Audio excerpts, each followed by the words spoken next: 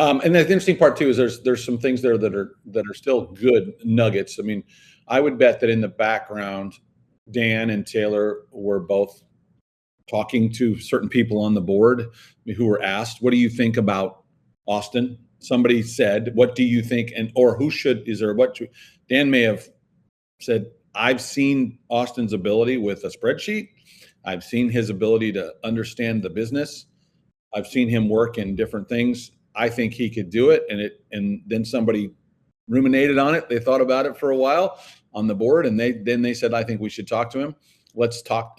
And so they did that. I mean, that's often sometimes how it happens. Another thing that also you had in your corner, besides that marketing finance background, certainly a valuable thing to have, was the fact that you also had all those relationships, so that when you needed to talk with somebody, you weren't talking to them as the head of the complaint department general manager. You were talking to them as, "I'm a golf professional who understands a business. And I've also helped you play better golf, or I've helped your child play better golf. I've gotten your child to love the game of golf." So you actually have money in the bank with that person. And I don't think that's bad. I think that's great.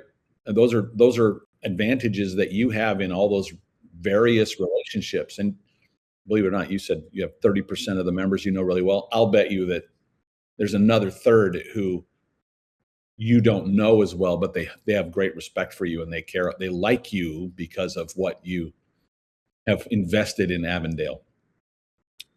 You know, when you started working there, I'm sure you're not yet to my scale, but I'm sure you had more hair when you started working at Avondale.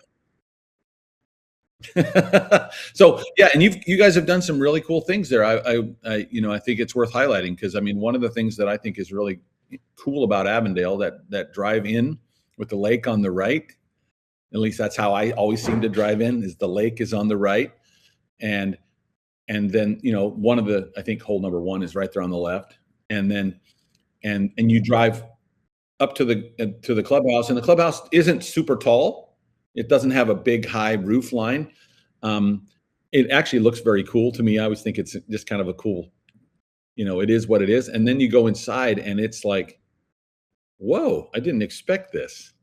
Every single time I go in there, even though I know I'm picturing it in my head, I go in there, and I always end up going to the restaurant first, because I'm going to probably see you. And then I end up poking in to look for Taylor. Usually that's just kind of the way it works. And that restaurant, you guys have really turned it into a cool spot, to the point where I like going there for lunch. Like it's not I want to support you. It's like, no, I like the food here. I've always had good food here. And then also you've got, the simulators, and you do need to know where you are in order to find you. A little bit back. So it really is pretty cool. So tell us about, how the simulators got built there, and, what are some of the early victories that you feel like you've had with the club and with Taylor? Yeah. So the simulators were huge. We honestly wanted to hop on the boat when they first took off. Like, gosh, what was that? Maybe 5, 6, 7 years ago. Mm-hmm.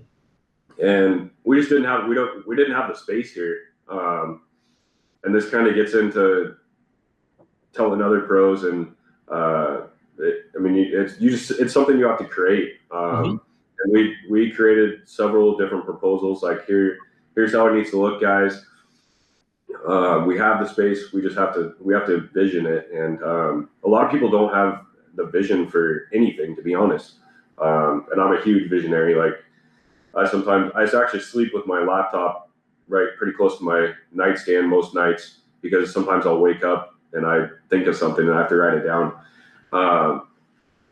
But yeah, we had this back banquet room it was used for banquets, but banquets aren't creating that experience, and it wasn't bringing in the revenue that simulators do. So we put together this proposal. We had Trackman. We knew we wanted Trackman. Trackman's the best in the business, and they create space out of something that you never thought was possible. So you said that you had a lot of success with the Trackman, and actually my memory of the room was that the banquet room wasn't really big enough to be a banquet room. It's more of a meeting room. an oversized meeting room, because you couldn't. I knew a guy who basically says you're not in the banquet business unless you can hold at least 150 people in a single room, and that's not that big, certainly. But you were saying that you've got the 2 simulators in there, and it actually is kind of a theater experience. I thought was kind of cool, and still is that way, where it's people watching, and as long as you're okay with having people watch, but it's kind of a theater experience.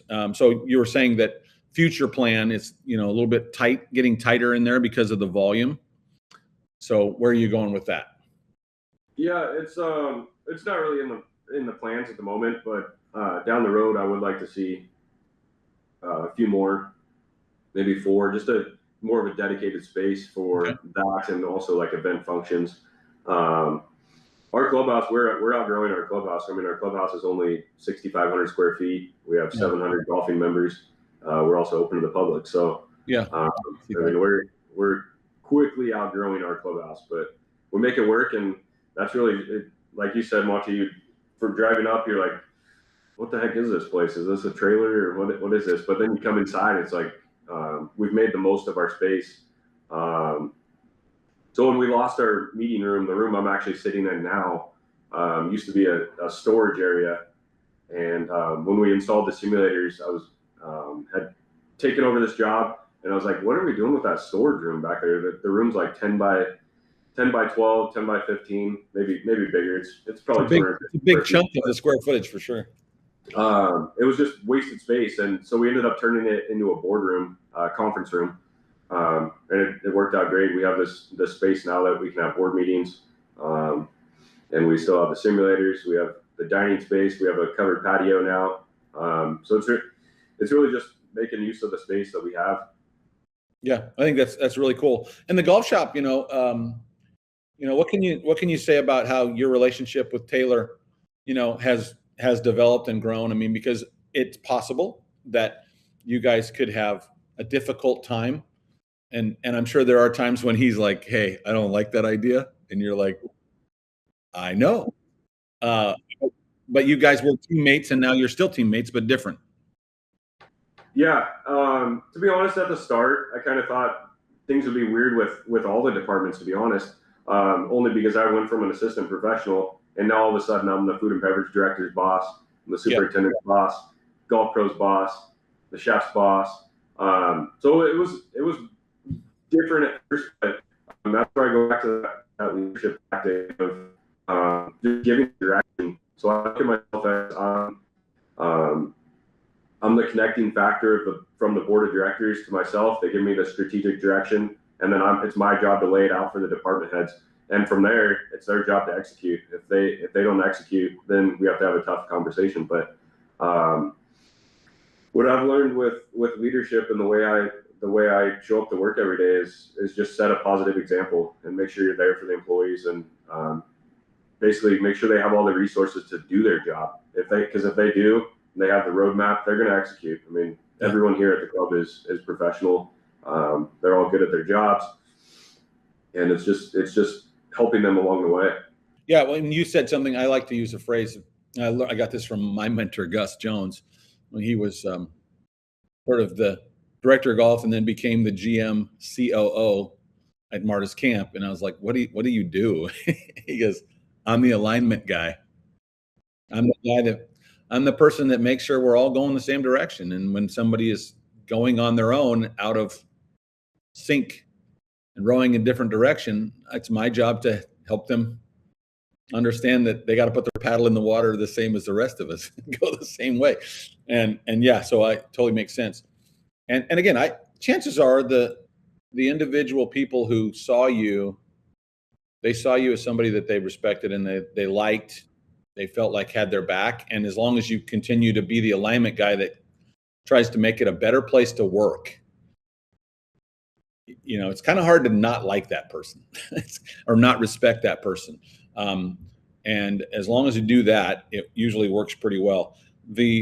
The last thing that I'd love to talk with you about is how does some of the things that you're working on and growing in the general manager space, because to my knowledge, you haven't called me up and said, "Hey, I don't like this job anymore." You're still very engaged, interested in it, and you see, lots to do, and lots of ways to gamify it, make it a fun thing, a challenge to work.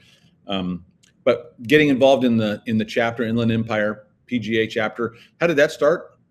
And now you're the vice president you're the president of the chapter. Excuse me. That happened fast. Yeah. So tell me how that happened, and what, how does some of the things sort of overlap between your real job and this volunteer job you do? Yeah. So that's another thing. I have a big issue with getting involved in way too much and then drowning. that's just something I want to talk about that offline. I'm not drowning, but I just I commit to things, and I do them. I go all out. And so I was an assistant. This actually came from Dan too. When I was an assistant, he said, you should get involved with the chapter board and chapter committees. He was involved in that when he was up and coming, and he always talked about how much that helped him develop and further connections. And so I started on the awards committee, and I was involved with the awards committee for a couple of years, because I think that was the only committee I could be involved with as an associate. And the year I got my Class A, I ran for the board. I didn't really know if I'd get elected, because nobody really knew me at that point. I'd only been in the business, 3 years? Yeah, 2015 to 2018, so 3 years. But anyways, I got elected, just started out as a director. And then we had some board turnover, and nobody in the room really wanted to be secretary. I was like, I'll do it. Didn't really know what that meant, but was secretary, moved up to VP, and now I'm president. So I've been involved with the board for 8 years now, and to be honest, it's created a lot of experience for me, and I credit a lot of my development to that board. Just getting to talk to other professionals and going to the meetings in Arizona, spring, fall meetings. It's been huge. It's helped with my communication skills, presentations. One of my biggest worries when I was VP, I didn't know if I could address that many professionals in one room in front. And the spring meeting, like we have like 150. You've been to them. We have like 150 people in the room. I was like, God, I don't know if I can do this. Like, I'm not the best public speaker, but that is one thing that I've since taking this job, the general manager job, I've just pushed myself to put myself in uncomfortable situations. That's another thing I encourage my employees to do, is put yourself in that uncomfortable position, because it's uncomfortable once, and then you've developed a lifelong skill that will help take you to the next level. And I see that way too often now with young associates and young professionals, that they're all stuck to text message and emails. They don't want to pick up the phone and call people. So that's one thing I encourage all of our associates here at the club, or other employees, pick up the phone and call somebody. Like, they're going to answer. They're happy to talk to you, and you never know where it's going to get you.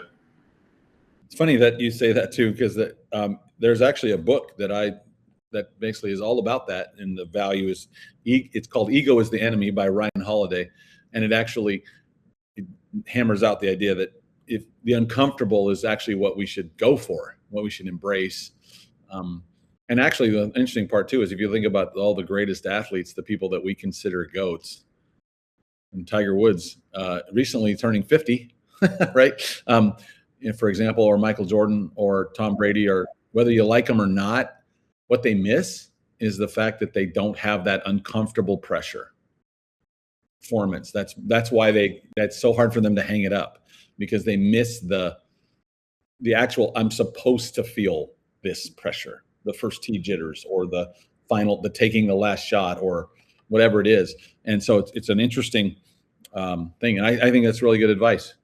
Some really good advice, because how many times even you probably are a little frustrated by the younger person than you, who, I don't want to tell Austin I don't want that job, so I'm going to ghost him instead of just. It's a big problem in the world today. People don't like uncomfortable situations, and you have to. I mean, if you want to grow as a person, grow as a leader, or as even a golf professional, you have to put yourself in those situations. And I'm the same way as those professional athletes now. I don't know if I could live without the pressure. I really don't think I could.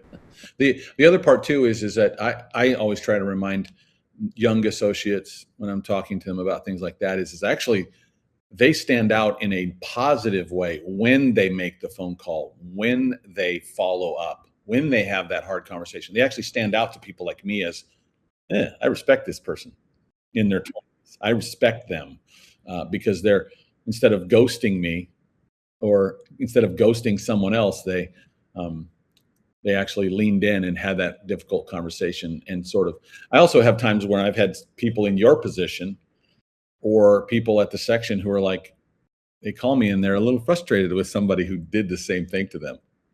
And they're like, well, why would they ghost me? Like, what is the problem? We've had all these great conversations. So like, I'm sure one of them, you mentioned earlier when you had an opportunity to be a final interview at a club somewhere in the Pacific Northwest.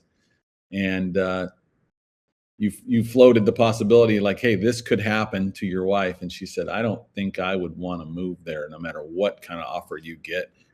And I'm sure that call would have been hard. That was hard for you to make. And it was uncomfortable to that person on the other end of that phone. They were not happy. But you did it anyways because, and in the end, they respect you more. And you also had self-respect. It's an interesting takeaway. I mean, again, I look at this as stuff to take away. So, what future wise at Avondale? I mean, you're still a young man. You're still a young, compared to me, you're a young man. So, what are some of the things you're looking forward to future wise in the upcoming seasons at Avondale? Really just continuing to build our membership experience here at the club, and developing our staff. I mean, that's something that really gets me going is watching our staff do better, developing them, being here for all of our employees. So outside of, I mean, we have big plans here at Avondale. We want to put a lot of capital improvements into the club and just make it a better place to golf. But really, right now, that's where we're at, is just developing people. And we just brought on a new associate pro that's killing it here at the club right now, Quinn Mitchell. He's been awesome to bring onto the team. And then we also have Chase Bomar, the famous Bomar family. So really just watching these guys grow and trying to teach them everything that I learned as an associate, and everything that I wanted to learn but didn't get the opportunity to. Just making sure we can provide that development process for them. And you're getting them trying to get them involved in committee work too and stuff like that, just because. That's a tough one. A lot of associates and professionals don't want to get involved at the governance level or at the board level, just because they're worried about time.